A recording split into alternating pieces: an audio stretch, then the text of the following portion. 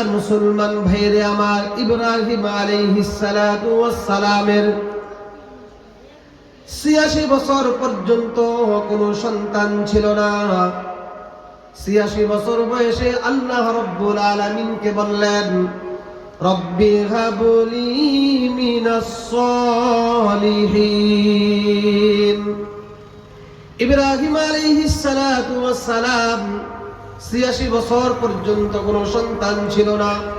৮৬ বছর বয়সে বললেন, ও রব্বুল আলামিন, আপনি আমাকে একজন নেককার সন্তান দান করেন। আল্লাহ রব্বুল আলামিন ইব্রাহিম নবীর দোয়া কবুল করেছেন।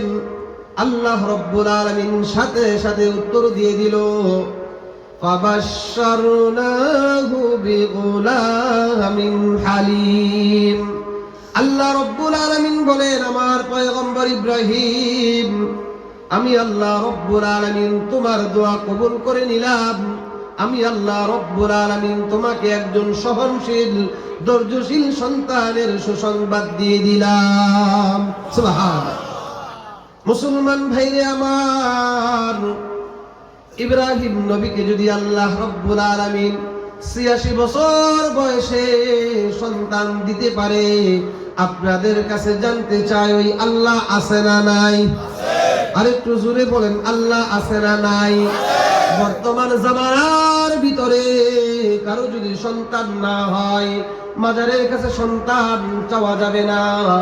আল্লাহ রব্বুল আলামিনের কাছে সন্তানের জন্য দোয়া করতে হবে। ইব্রাহিম নবীকে যে আল্লাহ রব্বুল আলামিন সন্তান দিয়েছেন, ওই আল্লাহ তাআলা আমাদেরকেও সন্তান দিতে পারেন। ঠিক কিনা বলেন? এই জন্য লুকমানে হাকিম, সংক্ষেপে বলি, এটা আমার মূল আলোচ্য বিষয় হলো পরের বিষয়টা বুঝা।